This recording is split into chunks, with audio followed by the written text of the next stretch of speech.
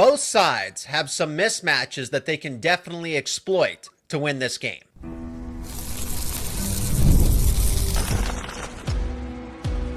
You are Locked On Nittany Lions, your daily podcast on the Penn State Nittany Lions.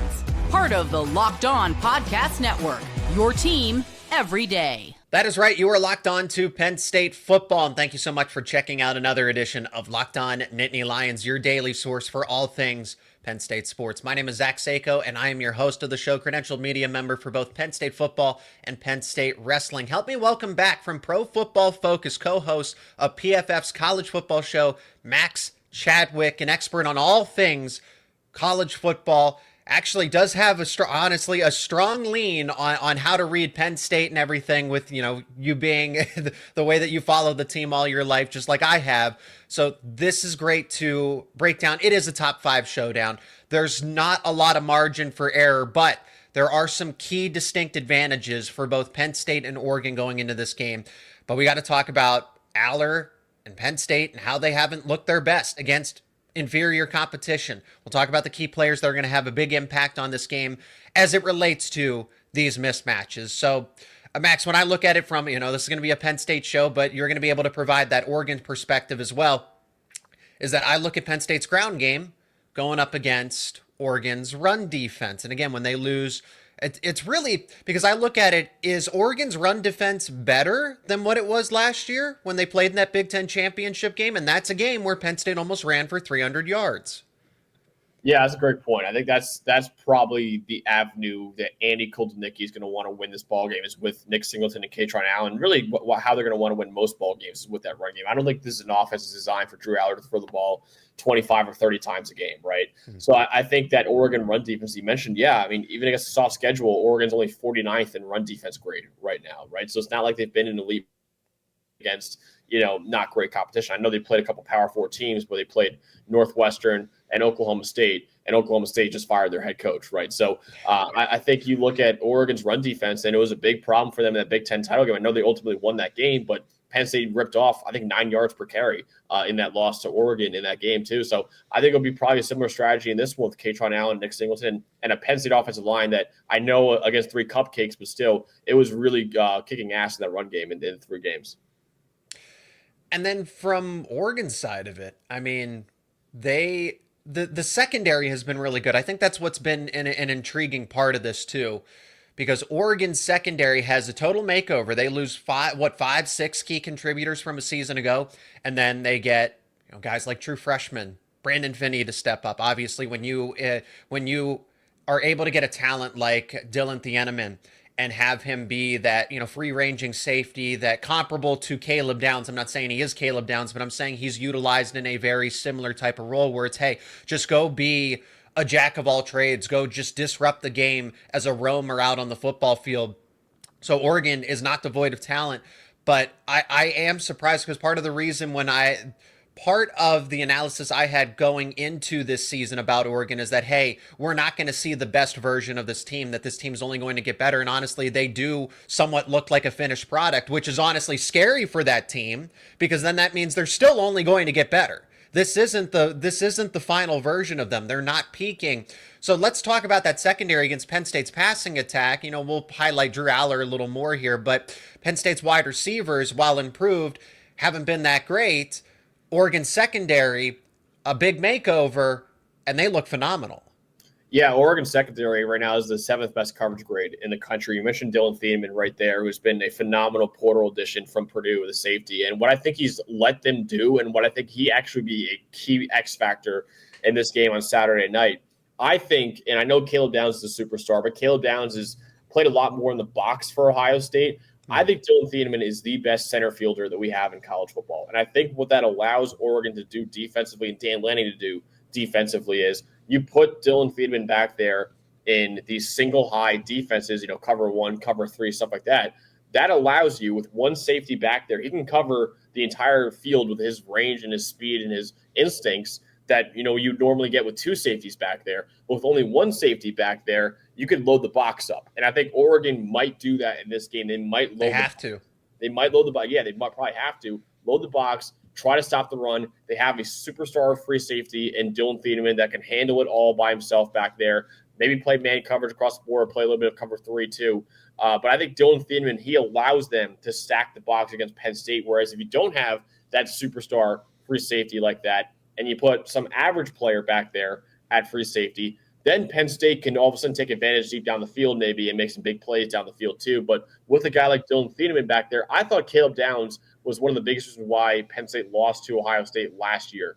I think Dylan Thieneman could play that similar role where he just takes away so much for Penn State offensively and allows Oregon to stack the box defensively. That could be a major factor in this game too.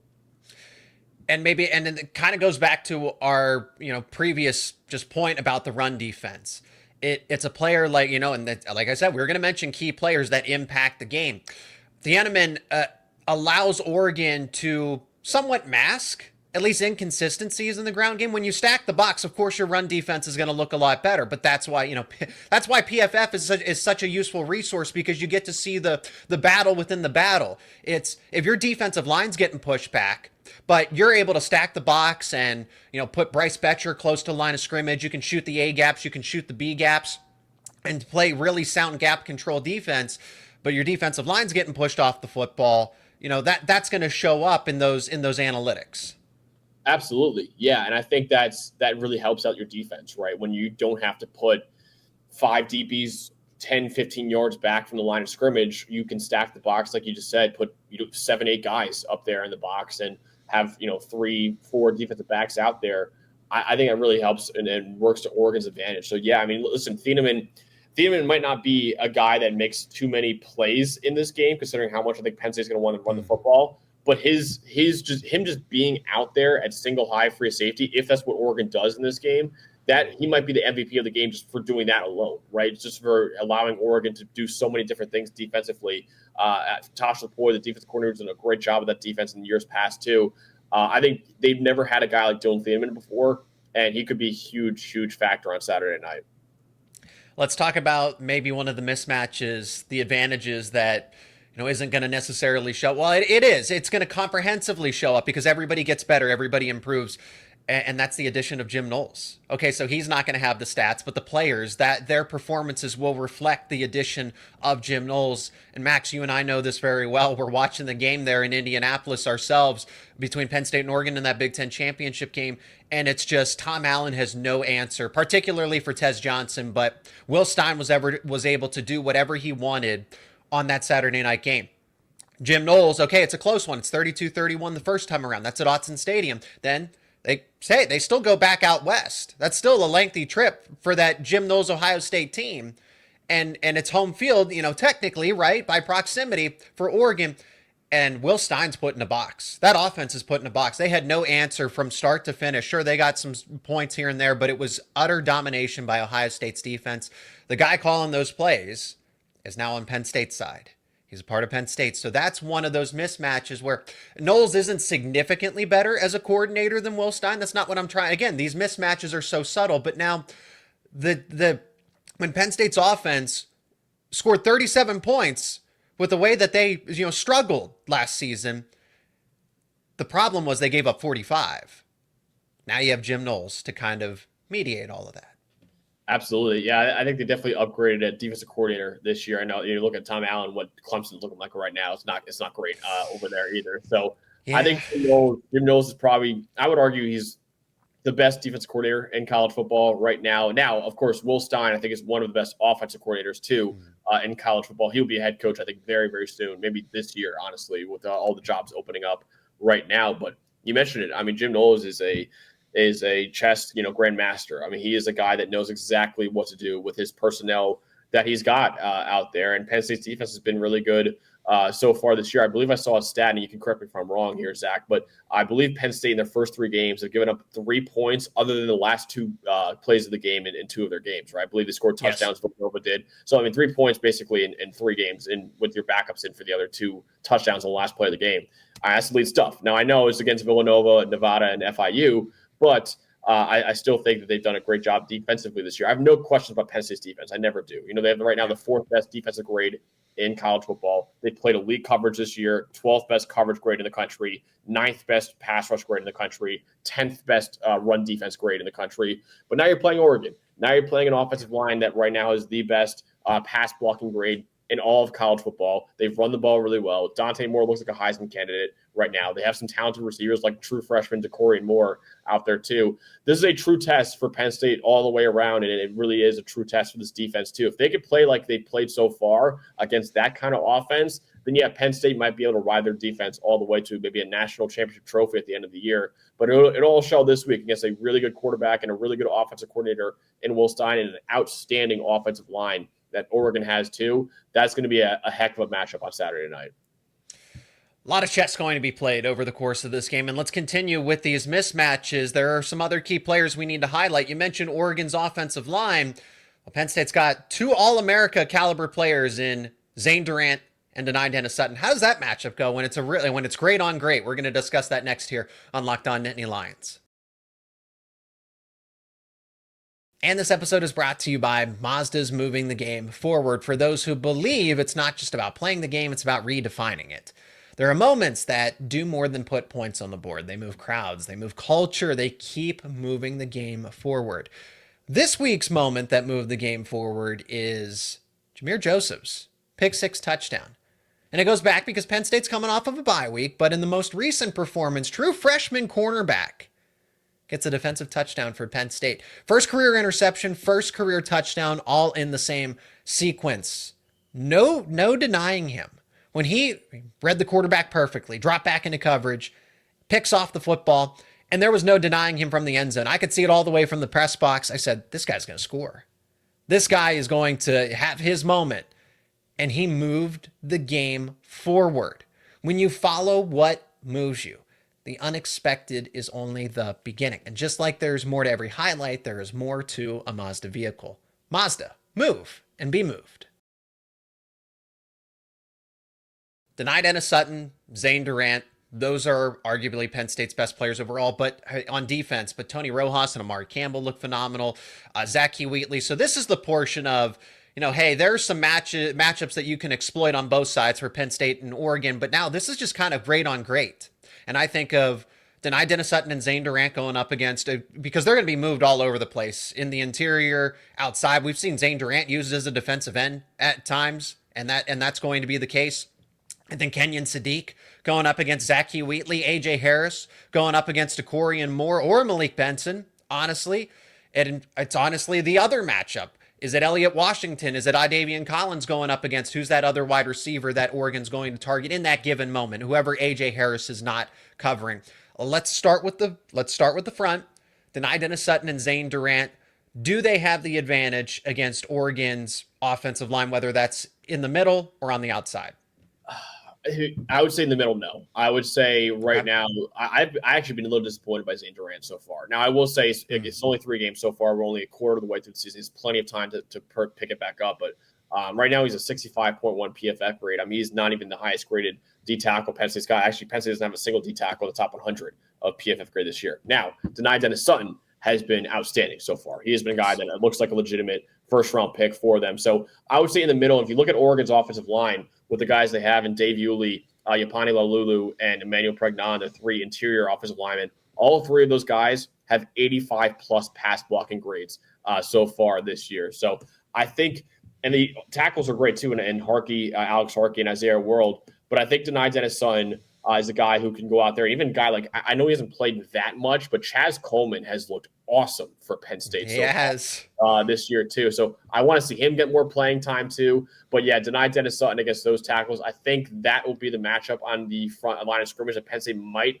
have the advantage with Dani Dennis-Sutton out there. Maybe Chaz Coleman can have a breakout game in this one too. But yeah, that's the matchup because I think Penn State's D tackles was kind of a concern, I know, for you and Isaac going into the year. They haven't looked great so far. And you're going against an Oregon interior offensive line that is playing as good as any interior offensive line in college football right now. That might be a mismatch on Oregon's favor. So we're continuing the mismatches or the advantageous spots there. So that's important to watch because I think collectively, the depth. I think Penn State's defensive tackle depth has looked better. You still have the optimism. Hey, you still have Zane Durant. Alonzo Ford was good when he was healthy last season. And then just getting a little more production than you anticipated from Xavier Gilliam, Eni White, that kind of thing. So the depth is a little short up for Penn State, but that overall star power past Zane Durant, and especially if Zane Durant's not going to be playing at his best routinely, hopefully that changes, like you said. And I expect that to change, right? I think he'll be able to fix that. I've seen a lot of double teams, right? He's the focus, but certainly I can agree with you that he hasn't been perfect, at least compared to last season when he started as the best defensive tackle according to Pro Football Focus, right? He was shot out of a cannon basically last season. You want to see that from your preseason All-American player, somebody who's a star in the defense. I want to talk about with that being the case, Oregon, they can basically give a dose of Penn State's medicine back to Penn State if you're able to just run between the tackles. And they have, 4 or 5 different running back options who can at least, in a given situation, could be a bell cow, could be a workhorse there. Tony Rojas and Amari Campbell are going to have to be those players that step up and fill in and shoot those gaps. Yeah, absolutely. I mean, you look at what Oregon has in their run game right now, and it's been a committee. And that's a little surprising considering – right now, 5th in Oregon's rushing yards this year is Makai Hughes. He was a top 5 running back for me going into the season, right? So It's been really surprising how little he's been used for Oregon. He only has a 70 rushing yards so far on the year. It's been Jaden Lamar, who's been mostly for them, De'Aaron Hill and Noah Whittington, too, have over 150 rushing yards, too. But it's a committee for Oregon right now. And I don't think they're running the ball really well. I'm not denying that. But I think Oregon's rushing has been more a product of the offensive line playing really, really good football right now, too. Mm-hmm. And also the running backs are breaking tackles at a pretty good rate. But you have guys like De'Aaron Hill and Noah Whittington who are averaging over 11 yards per carry right now. I just think it says a lot about how good Oregon is running the football right now. Now, again, Oklahoma State, Northwestern, they've had pretty easy competition so far. Now you're going against a really good Penn State defensive line that's right now top 10 in the country in run defense grade. This would be a true test for Oregon's run game. In addition to that, Kenyon Sadiq, who's going to, he'll throw a block here and there, but he's a receiving tight end. I think he's a first-round pick in the future. No, if you get him in the second round, it's an absolute steal, right? NFL franchises are doing it wrong. But I'm so intrigued by this matchup because I just think because of what Caleb Downs does and Dylan Thieneman from the safety conversation. I know there's really good players in the SEC. Zakee Wheatley is just not far from that conversation. Am I here to say that, hey, he's cemented in, he's top 3? No, I think he has more to prove. But this is a player that is coming off of an impressive playoff run where he was that All-American or that all-playoff safety from last season. And he's back, and his job is going in this Jim Knowles defense. He is being utilized like Caleb Downs. He is now this version of Caleb Downs. So this is going to kind of prove, okay, is Zakee Wheatley rising to the occasion, or is he not able to handle this responsibility? And against Kenyon Sadiq, that is a tough one-on-one matchup as it is. But I'm so eager to watch that one unfold throughout the entirety of the game. Absolutely, yeah. Kenyon Sadiq has been a star for Oregon so far. I'm with you. He probably should be a first-round pick in this upcoming draft. He is a freak athlete, and you saw him. You saw the hurdle he had against Penn State last year in the Big Ten title game. He's a really, really good player, and they did not downgrade at all. They lost a great tight end in Terrence Ferguson. They did not downgrade at all going from him to Kenyon Sadiq because he is a stud at tight end too. So, but you have a stud safety, and Zakee Wheatley, who is, like you just mentioned, Tom. Jim Knowles has really used him in a variety of ways so far. He has 26 snaps in the box this year, 46 at free safety, 11 snaps in slot corner. He's a do-it-all player for Penn State's defense. A lot like, I'm not gonna say he's as good as Caleb Downs, like you mentioned too, but I would say he is using that similar type of role where he's a chess piece for Jim Knowles. And Jim Knowles loves those kind of players. He can move wherever he wants because he's a brilliant defensive coordinator. But if you can only play one position, it kind of puts Jim Knowles in a box a little bit. Zakee Wheatley is not one of those players, right? He's a guy who's very versatile, can line up at anywhere from free safety to basically a pseudo linebacker to a slot corner. He can do anything for Penn State's defense too. I'm really excited to watch that matchup too. I think that will be a huge matchup in this game on Saturday night. Because Jim Knowles is going to run. He wants to. The goal is to get organic pressure. with your your front four, because then if you have to start utilizing blitzes, then it takes away what you can do schematically, because you want to be able to confuse Dante Moore. You want to try to bracket Kenyon Sadiq on select plays if you need to, or you shade another safety over the top if DeCorian Moore is getting the best of an AJ Harris, or if it's Malik Benson that's really going after Elliott Washington. Yeah, and you made a great point right there, Zach, that this is a defense that is so different than the ones that Penn State fans have been accustomed to in recent years, where Tom Allen and Manny Diaz, they blitzed a lot at quarterbacks, right? Jim Knowles is a guy, you even saw it last year at Ohio State. He's like, hey, I've got 4 guys on my defensive line that are either day 1 or day 2, or Jack Sawyer's case, day 3 picks. We should have been day 2 pick, at least in my opinion. I've got 4 guys that are better than your offensive line right here. I'm not going to blitz at you because I don't need to blitz at you.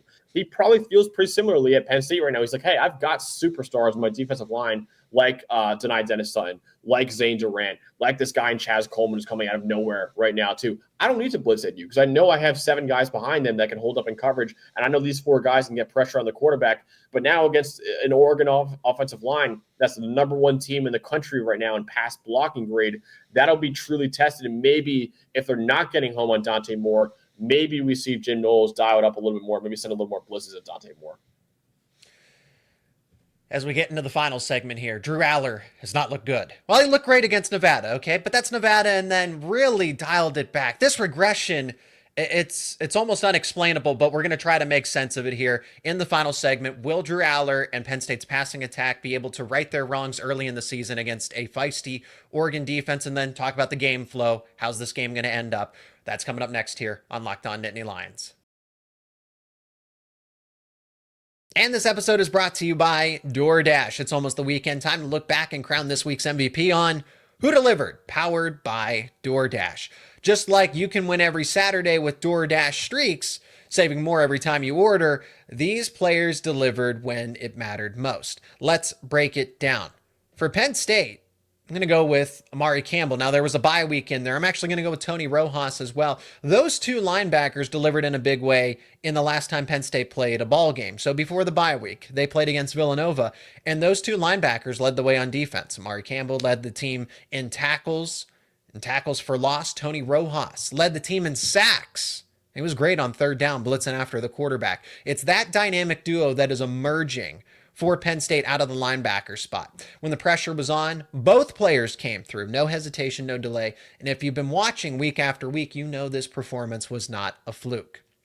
And just like Tony Rojas and Amari Campbell delivered for Penn State, DoorDash delivers your Saturdays. With DoorDash Streaks, you save every Saturday you order, stack it up all season, and you could save up to $250, including $100 in DoorDash credits. Order this Saturday. Keep the streak alive. Fuel your game day only with DoorDash. Terms apply. Promo period through November 18th. And this episode is brought to you by 5 Hour Energy. Caffeine just got a flavor upgrade. 5 Hour Energy shots deliver tasty caffeine in 17 bold flavors. That's right, 17 bold flavors. Each 2-ounce shot packs the caffeine of a premium 12-ounce cup of coffee, plus B vitamins and nutrients with 0 sugar and 0 crashes.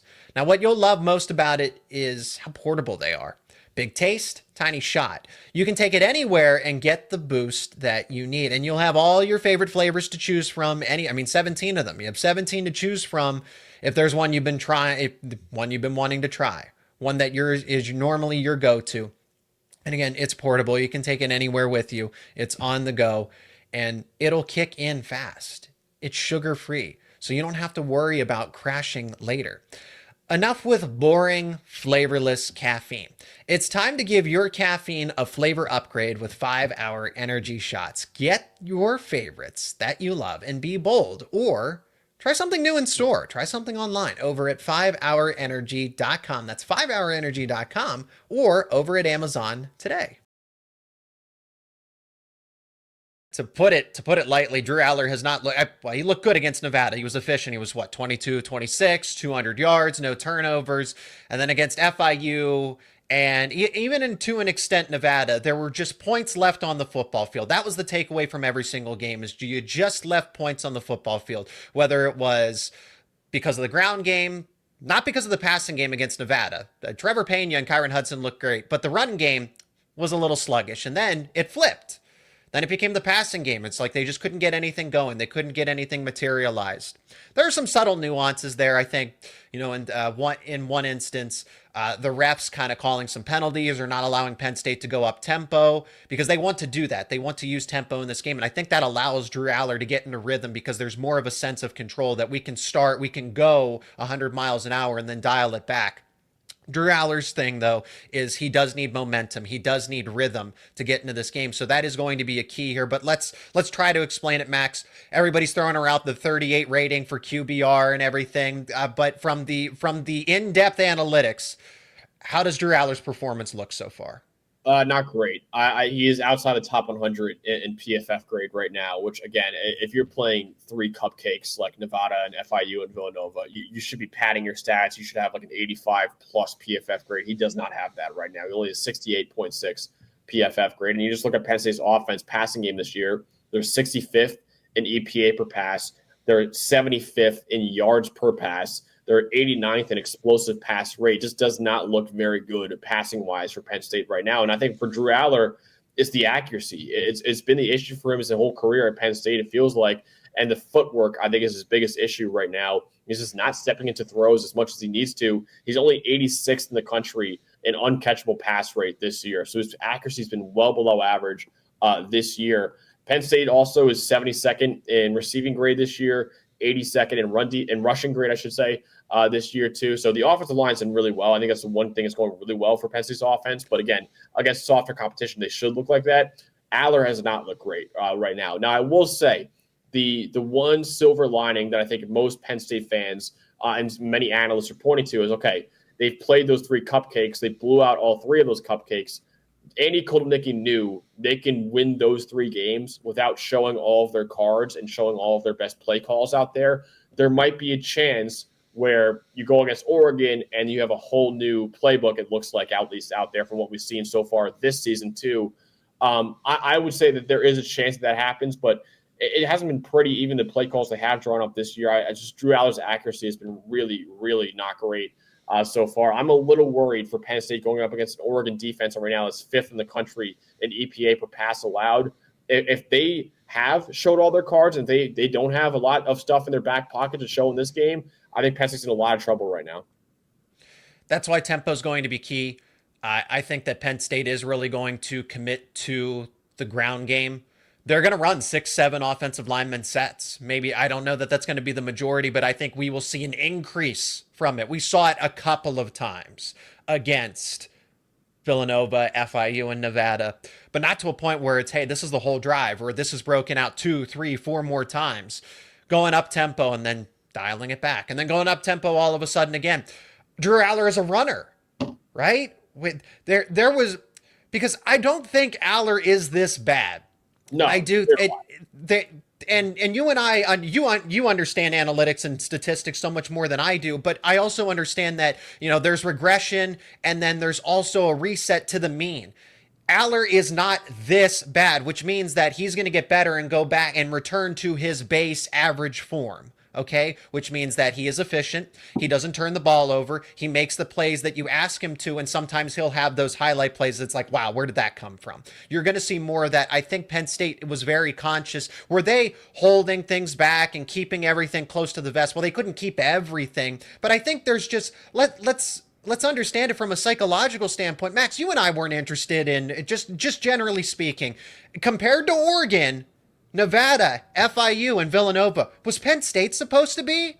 And in that same breath, I just see there's one play where Drew Allar's, it's a read option. It is a pure read option. The Red Sea opens up. Allar has a lane to go right through the middle, pick up probably 20 yards. Maybe he gets to the end zone if he runs through the safety. I know for a fact that Penn State is telling him, give that ball.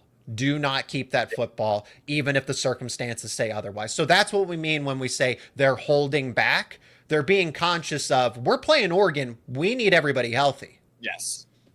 That's a great point. Yeah, I think that's a great point, too, is that maybe there have been times where, you run out of bounds when you might be able to get a few extra yards. In the Oregon game, they're not going to be a lot of running out of bounds, I'll tell you that. It's going to be a smash-mouth football game. They're going to want to look to get as many yards as possible, get every single inch possible against Oregon. And, yeah, that's what I'm saying, too, is that's a great point. It's like, okay, you can beat, Villanova, FIU, and Nevada with your C plus game. You need your A plus game against Oregon. That's where I'm saying is, okay, they might have been, not, I won't say like sleepwalking through the first 3 weeks, but they know, hey, we can get by these first 3 games with not our best stuff out there. This week, we need everyone on their A game. And I think that's what you're going to see is maybe a new, more determined, maybe even desperate Penn State football team on Saturday night because they know how important this game is for their Big Ten chances, their national title chances too. This is a huge, huge game on Saturday night. And I think you're going to see Penn State come out with a new passion that maybe we have not seen so far this year. It definitely will be amped up. And this is the whiteout. It's everything. It's also Penn State's chance to change the narrative of proving that they can win a big game. And they win big games, but against top 10, top 5 teams, hey, that's what you need to point out, that they don't beat Ohio State. They don't beat Michigan, those better Michigan teams, at least of late. And they're not defeating, the likes of a Notre Dame or an Oregon in a consequential game. But Boise State, SMU, well, because that's expected, hey, that's still a big game. That's a playoff game, right? So, but top 10, top 5 matches, this is the chance here. I know AP says otherwise. This is a top 5 match based on the way that these two teams play. Max, let's briefly address the game scripts. How is this game going to go unfold? I think every possession, it's kind of like a game 7 in a game of basketball where every possession matters. Every play call is going to be intentional. I don't think Penn State has, we need to put up 40, 50 points. Same thing with Oregon if we can force some turnovers. So it's going to be a lot of back and forth where the game will speed up, but it will also slow down, which makes sense why this is projected as a field goal game. The odds makers would say this is a 28-24 type of game. My final score prediction is 31-27. I think both teams will move the football. I don't think a lot of turnovers will be committed in this game, but every play will be intentional from start to finish. I agree with that. I actually have it being a low-scoring game. I have it 24-20. I do have Oregon winning. I just, when I'm watching back the tape right now, I look at Oregon and how much they're dominating teams right now. And if I'm hoping, my one hope for Penn State is they are holding back offensively. If that's not the case, they're in a world trouble against Oregon. So I do have Oregon winning the game. I think it's a coin flip, though. I genuinely have no idea who's going to win on Saturday night.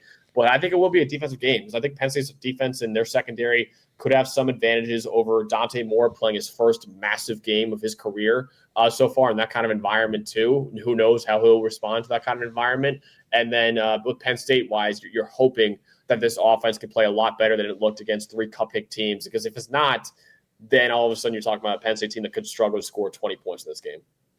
I do think it is more likely that it is a defensive struggle where scores, hey, maybe it's 20-17. That is more likely than something that's another 45-38 type of score where it's just points, and more points. This is early in the season like this, and the way the two defenses are playing, it's a great point. And that's where we're going to wrap up the show here on Locked On Nittany Lions. Thank you so much to each and every one of you for checking out the show. If you're not an everydayer, become one, subscribe to the YouTube channel and wherever you get your podcasts. He is Max Chadwick over from Pro Football Focus. He hosts PFF's college football show. Links to his work will be down in the description.